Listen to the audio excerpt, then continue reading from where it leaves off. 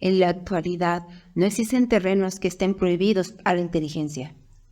Cualquier fenómeno, por extraño o disparatado que parezca a primera vista, merece ser investigado.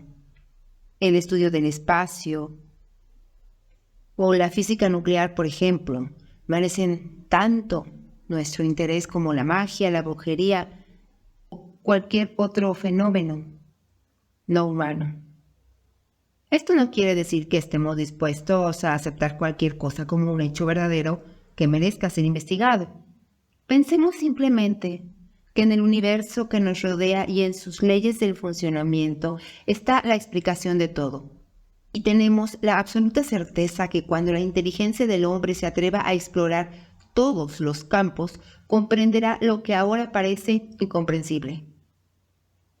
A Edgar Cayce, de quien estaremos hablando el día de hoy, se le atribuyen 15.000 curaciones milagrosas. Pero como no debemos de creer ciegamente en esos poderes o hechos sobrenaturales, habrá que suponer que las extrañas circunstancias en que Cayce llevaba a cabo invariablemente sus curaciones eran solo el reflejo de un estado de funcionamiento cerebral que no es común y corriente, pero al mismo tiempo, y no por eso menos verdadero, que le conocemos como normal. El funcionamiento de esta máquina maravillosa, el cerebro, a pesar de que ha habido unos grandes avances, solo es, como se acostumbra a decir, la punta del iceberg. Ya los científicos más serios aceptan la existencia de la telepatía. Pruebas de laboratorio han demostrado sin lugar a dudas que hay personas que son capaces de ver colores con los dedos, y estamos seguros que en pocos años nos vamos a sorprender al encontrar en el hombre capacidades que suponíamos inexistentes. El hombre, en ese sentido, será brujo, profeta y Dios. La investigación del funcionamiento del cerebro humano, como ya he mencionado, ha avanzado notablemente, y técnicas como la hipnosis y el psicoanálisis han permitido que el hombre comience a conocer algunos aspectos de la complicada mecánica de la mente humana. Sin embargo, a pesar de estos avances, es necesario hacernos una pregunta. La actividad del complejísimo y maravilloso órgano que es el cerebro humano se reduce solamente a lo que son capaces de registrar aparatos como los electroencefalogramas. O bien, existen otras maneras de actuar del cerebro, otras dimensiones de funcionamiento que hasta ahora no han podido ser analizadas y explicadas por la ciencia. Tal vez hay una posible respuesta a esta pregunta. En un fragmento de una conferencia que en una noche de 30 de noviembre de 1970 dio ante unas 1,000 personas en el auditorio de la Ciudad Universitaria de México, el doctor Óscar González Quevedo, director del Instituto Parapsicológico de Sao Paulo, en Brasil, en el cual expuso un extraño caso en el cual no había la sombra de un fraude, ya que en su calidad como científico investigó hasta que no tuvo la más mínima duda razonable. Pero, ¿cuál era el extraño caso al que se refería el doctor Óscar González Quevedo, hombre de ciencia y una autoridad en parapsicología? Él se refería a un niño de entonces 7 años de edad. Ni él ni sus padres y vecinos sabían leer ni escribir. Y un día, cuando jugaba con sus amigos, cayó al suelo y se golpeó con tanta fuerza que perdió el conocimiento. Al volver en sí, ante el asombro de sus familiares y del médico que lo atendía, comenzó a hablar en inglés sobre temas de medicina. El caso interesó enormemente a la ciencia médica de Brasil, pero como nadie pareció hallar una explicación lógica, se archivó el asunto y se relegó al olvido. Este caso se puede clasificar dentro de la categoría de fenómenos paranormales, de ahí que se haya archivado.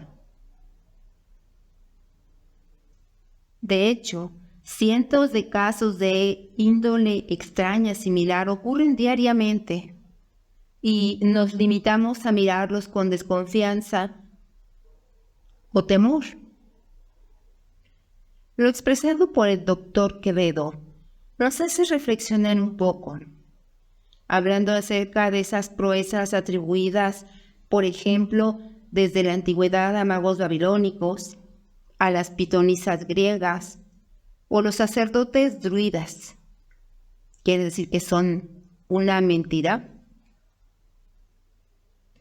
¿Acaso los desconcertantes hechos de personajes que viven o vivieron en ese siglo como Gustave Troll, Gerard Croiset, Peter Hulkos y tantos otros de los que pueden calificarse como trucos?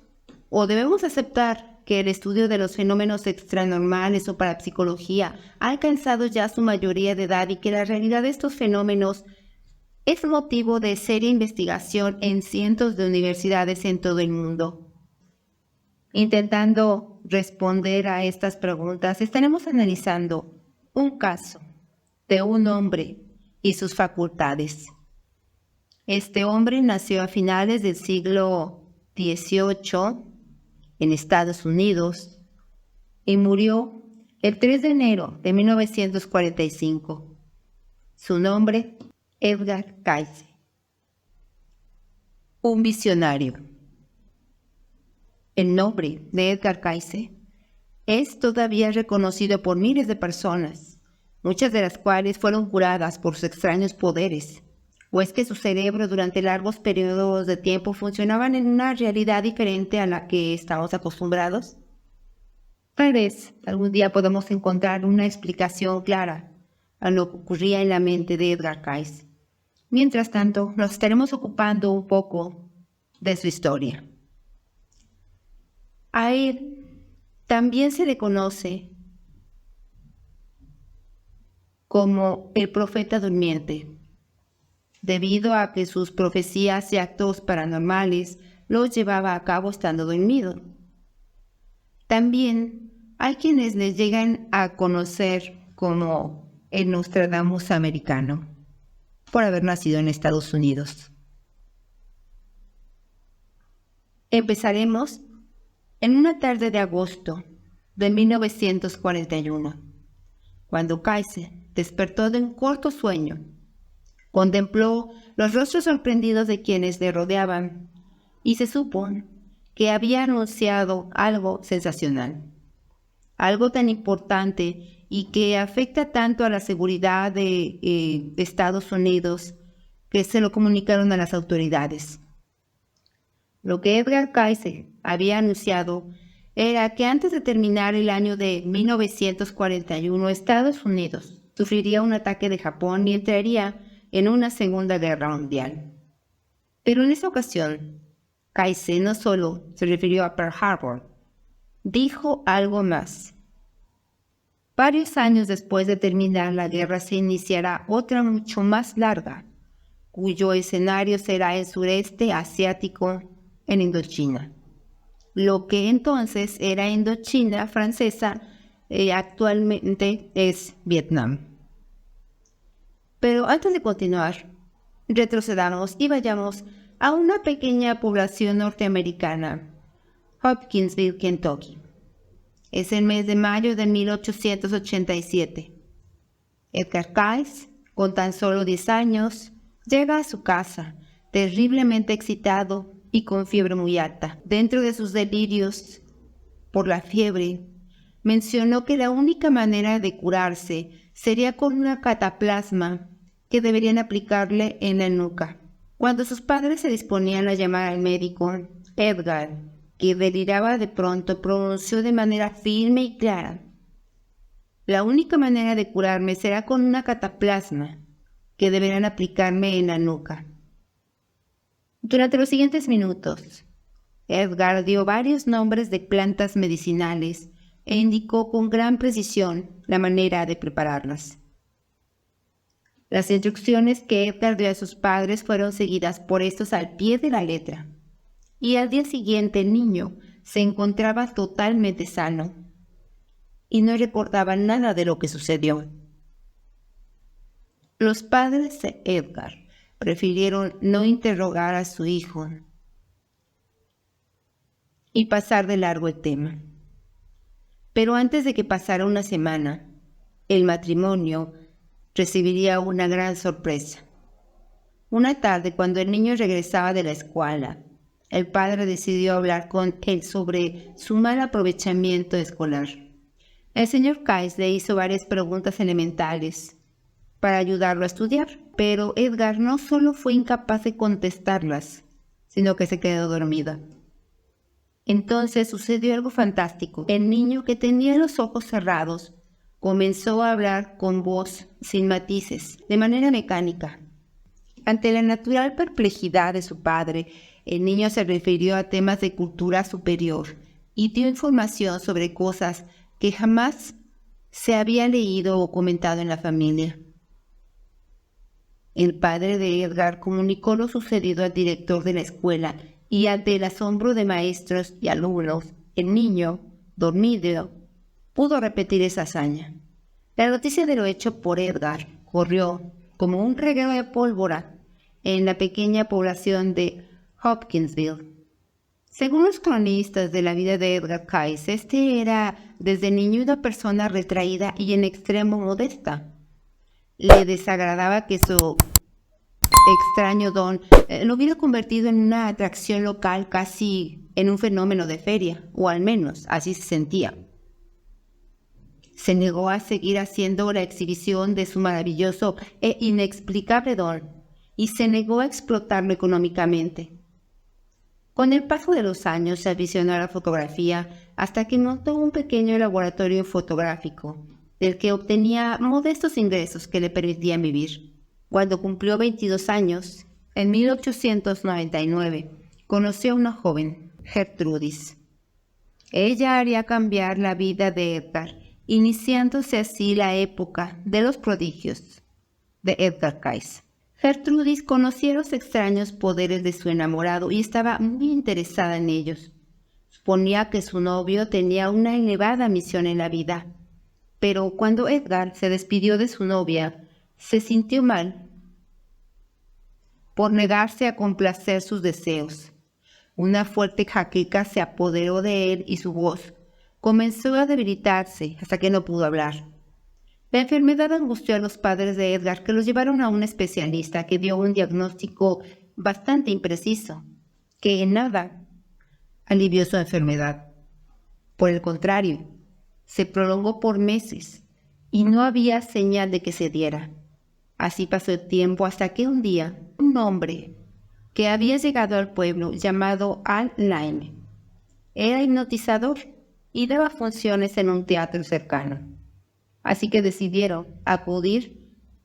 Al terminar la función, los padres de Edgar vieron a Al Laine, quien había soñado toda su vida con ser médico, pero su falta de salud y dinero se lo habían impedido. Aunque no estaba seguro de obtener éxito, se prestó a lo que pedían los familiares de Edgar Cayce. Esa misma noche, de hecho, Alain llegó a la casa de los Cayce. Poco después, el enfermo cayó en un profundo sueño hipnótico. Pero de pronto, ante la sorpresa de Alain, que ignoraba los antecedentes de Edgar, este comenzó a hablar, una parálisis de unas cuerdas vocales. Es necesario establecer un circuito nervioso. Hagan lo siguiente. Unos simples masajes aplicados en un lugar preciso del cuello lograron la curación de Edgar. Se había curado a sí mismo y repentinamente recuperaba su voz. Pero el hecho narrado no fue lo más sorprendente que ocurrió aquella noche. Al darse cuenta, Laine, que los extraños poderes de Cayce se manifestaban cuando caía en un estado hipnótico, le hizo una petición. que le permitiera hipnotizarlo de nuevo. En esta ocasión, Edgar hizo un preciso diagnóstico de los males de Alain. Pero eso no fue todo. A pesar de no saber nada de medicina, le dio una receta que lo curaría. Al salir del trance hipnótico, al igual que cuando era niño, no recordaba nada de lo que había dicho. En aquel entonces, Edgar desconfiaba de lo que decía en sueños. No se creía poseedor de ningún don ajeno a los normales. Sin embargo, poco después, Lain sanaba de sus dolencias y explicaba las 2 notables curaciones de las que había sido testigo, así sin quererlo. Kai se convirtió en un hombre al que buscaban cientos de personas enfermas. Pero Edgar, que al principio se había negado a curar males ajenos, era víctima de una crisis de conciencia. No sentía que pudiera hacer nada por sus semejantes. Y finalmente, recordando las palabras que le había dicho Gertrudis y la insistencia de Lain, lo hicieron decidirse. A partir de aquella fecha, se sucedieron las curaciones asombrosas y la fama de Edgar Cayce se extendió por todo Estados Unidos. Para ese entonces, ella había contraído matrimonio y era feliz, pero a pesar de ser un hombre que curaba a quien lo necesitaba sin cobrar un solo centavo y sacrificando el poco tiempo libre que le dejaba su taller fotográfico, con el cual se ganaba la vida, no le faltaban enemigos. Los médicos estaban en su contra, se negaban a admitir la realidad de sus portentosas curaciones de Edgar y suponían que detrás de todo había mezquinos intereses y un excelente engaño. Sin embargo, la cantidad de curaciones milagrosas seguía aumentando. El habitante común y corriente de Hopkinsville comenzó a tener una fe ciega en Cayce y sus dones maravillosos. Los biógrafos mencionan que son atribuibles un poco más de 15,000 curaciones, pero lo extraordinario de este dato es que no hay constancia que se haya equivocado una sola vez en algún diagnóstico. Diagnósticos que, por otra parte, en su mayoría no son explicables desde el punto de vista de una lógica ordinaria, como cuando en el mes de octubre de 1905, una tarde, el señor Drechis, vecino de la localidad, le pidió que acudiera a verlo. El señor Dietrich era director de la escuela primaria de Hopkinsville, mismo lugar en el que cuando era niño Edgar Cayce había asombrado alumnos y maestros. En ese entonces, Edgar Cayce ya caía voluntariamente en trance hipnótico sin necesidad que Alain se lo provocara. En esa ocasión, comenzó a hablar. Edgar comentó que Jaime cayó de una carreta hace un año y se golpeó la espalda. Al oír a Cayce, el señor Dietrich se asombró. El detalle del golpe no era conocido por quien ahora dormía. El detalle del golpe no había manera de que Edgar lo supiera. Sin embargo, la descripción del accidente era exacta. A pesar de que Amy Dietrich había sido tratada sin éxito por los mejores médicos del lugar, el hombre calificado por ellos como charlatán la hizo sanar en pocas semanas. Las extrañas curaciones y los increíbles diagnósticos siguieron sucediéndose. Algo había en Cayce que cuando estaba en trance hipnótico lo hacía diferente a todos. Los testimonios a este respecto son innumerables. Cayce no solo podía ver mejor que los rayos X, a veces sabía por anticipado quién lo consultaría y lo esperaba ya con una receta hecha de antemano, o bien prescribía medicamentos descritos en la farmacopea de hacía siglos, o medicinas de patente que todavía no salían a la venta. ¿Qué era lo que ocurría en la mente de Edgar Cayce en el trance hipnótico? Y que, sin embargo, cuando despertaba no podía recordar lo que había mencionado. ¿Por qué cuando dudaba en seguir adelante con su tarea lo amenazaban nuevas crisis de afonía? A pesar de las vacilaciones y las crisis de afonía, Kai se siguió curando, ayudado por Alain, que concertaba las citas con los pacientes y le organizaba el trabajo. Según entendía Kais, los enfermos que llegaban a curarse no pagaban nada por el diagnóstico y la receta sentía que solo con un absoluto desinterés económico podía ayudar bien a sus semejantes. Desgraciadamente, un día recibió una sorpresa no grata. Fue visitado por un hombre que poseía una mina en Ortonsville, Kentucky, en el cual agradecía ya que él había obtenido una ganancia al encontrar un nuevo fin. Esto por los consejos que había recibido durante uno de sus trances. Poco después, Edgar se enfrentaba a Alain y averiguaba que el ayudante se había aprovechado de él para sacar dinero. Sin saberlo, en trance hipnótico había predecido el nombre de caballos ganadores en carreras, alzas y bajas de acciones en la bolsa de valores, e incluso dio pistas para apresar al asesino de una joven llamada Jenny O'Brien. Por esto último, Lane había cobrado $200. Cain rompió la sociedad con Lane. Se sentía profundamente herido.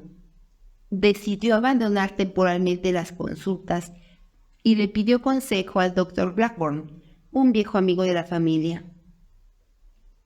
En la primavera de 1908, Kais se presentó ante varios médicos de Hopkinsville, pero estos solo hundieron varias agujas en su piel y estudiaron su trance hipnótico. Parecía que los dones especiales de Edgar no les interesaban o se sentían incapaces de estudiarlos. Así pues, para la ciencia médica de Hopkinsville, Kai seguía siendo un fenómeno inexplicable y sospechoso. Después de la experiencia, quiso ocuparse únicamente de su laboratorio fotográfico, pero algo lo obligaba a reanudar sus curaciones. Y fue entonces cuando pidió nuevamente ayuda al Dr. Blackburn. Y fue en esa época cuando lo visitó un hombre al que 7 médicos de Nueva York diagnosticaron apendicitis y le habían recomendado operarse. Kais diagnosticó un problema de índole diferente. En poco tiempo, Ketchum se encontraba perfectamente sano. Y fue entonces que este hombre comenzó a preguntarse de qué manera es que trabajaba su cerebro. ¿Qué ocurría cuando entraba en trance? Hondamente impresionado por Kais, Ketchum aprovechó el Congreso Nacional de Homeópatas celebrado en Pasadena, California, en el año de 1910, para dar a conocer las maravillosas curaciones de Edgar, a quien había invitado. Un médico de Boston que estaba presente sugirió enviar un extenso informe detalladísimo y sensacional a la Sociedad Norteamericana de Investigaciones Parapsicológicas, que por supuesto fue redactado por el mismo Ketchum. Cartas, telegramas y peticiones de consulta llegaban de todo el país, por lo que Ketchum decidió entonces organizar una sociedad para que Edgar pudiera exclusivamente dedicarse a curar. El impacto producido por la relación de hechos milagrosos realizados por Kais, que días más tarde el Boston Record Herald y el New York Times convirtieron a Edgar Cayce en una celebridad nacional. Y nació una nueva sociedad, ahora con Ketchum. Cayce empezó a dedicar su tiempo a atender pacientes, y todo marchaba bien.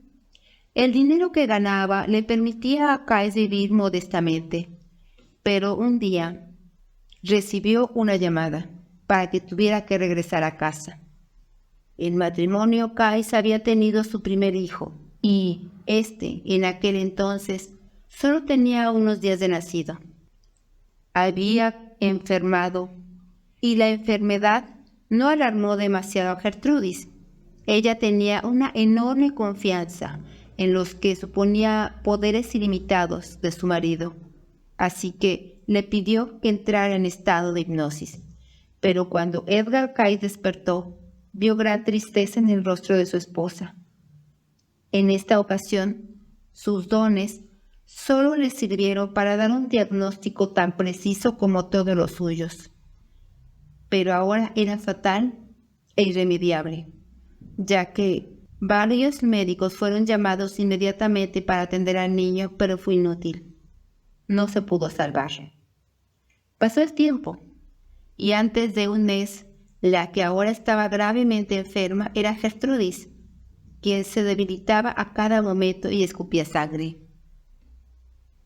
Temiendo que era impotente para curar a su propia familia, Cayce volvió a hipnotizarse, pero en esta ocasión lo que dijo fue diferente.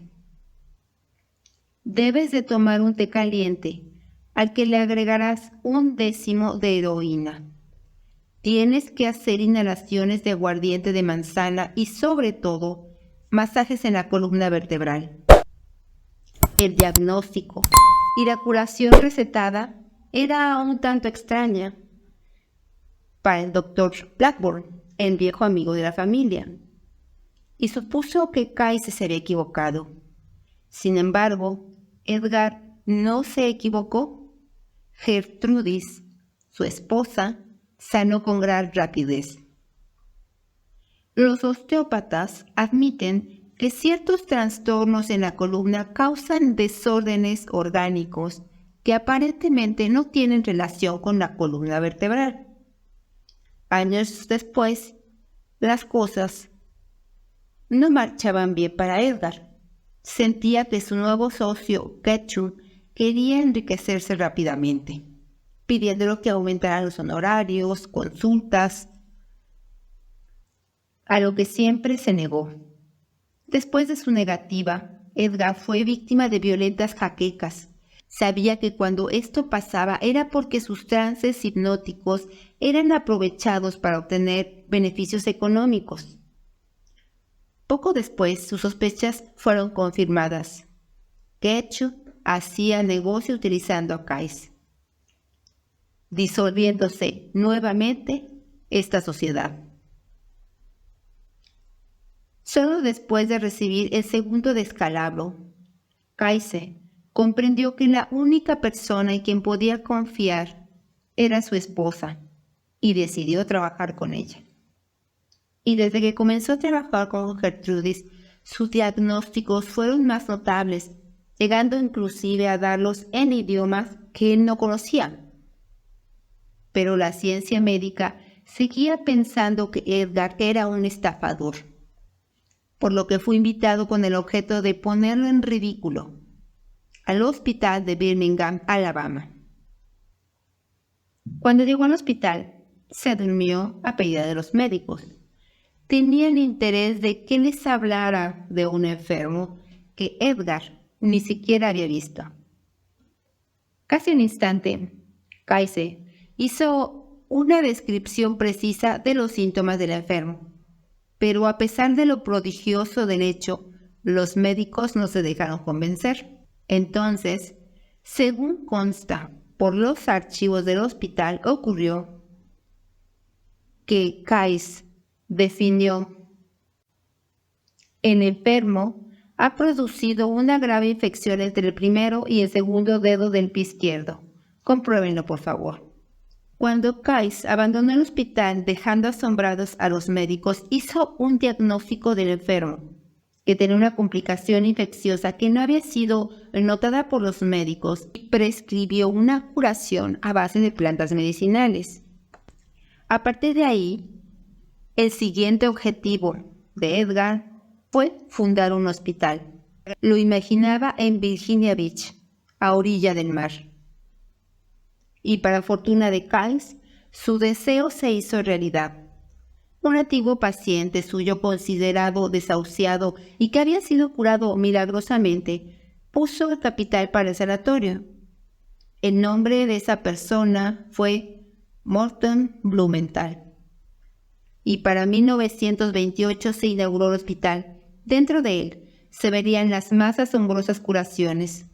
Desgraciadamente, en 1931, debido a una pésima administración económica, tuvo que cerrar, volviéndose a abrir en 1956, fecha desde la cual permanece funcionando.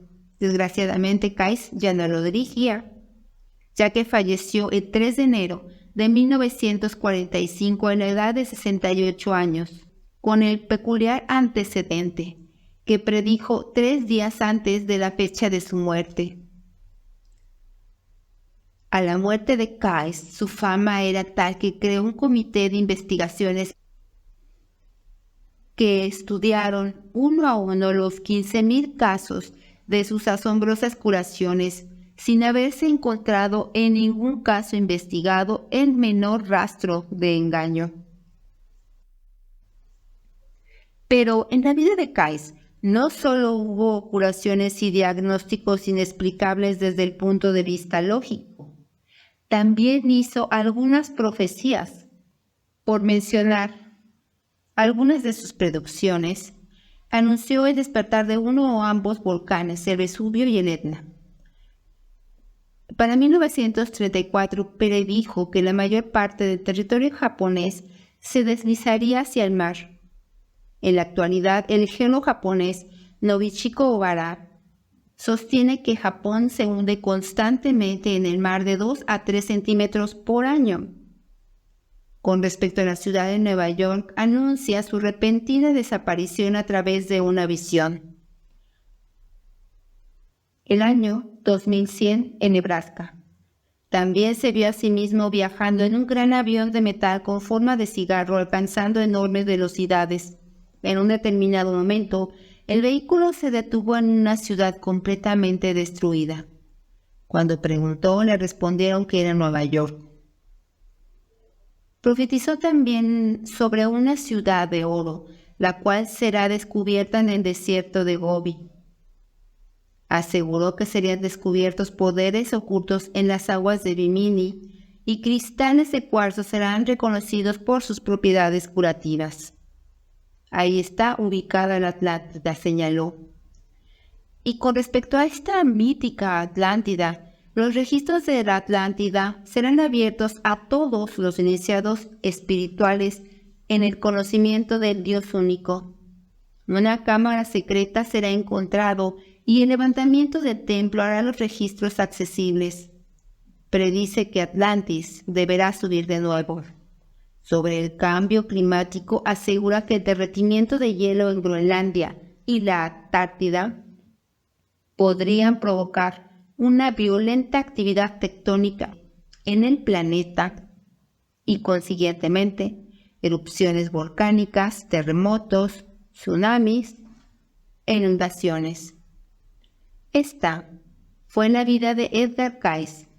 ¿Habrá sido un farsante?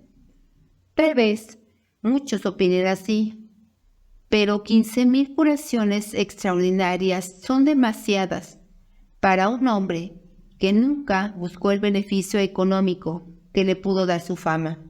Por otra parte, aunque nos parece notable que Edgar Cayce haya visto anticipadamente, por ejemplo, el bombardeo de Pearl Harbor, no descartamos la posibilidad de que los japoneses, por no hacer quedar mal una profecía de Cayce, decidieran enfrentarse a Estados Unidos e iniciar la Segunda Guerra Mundial.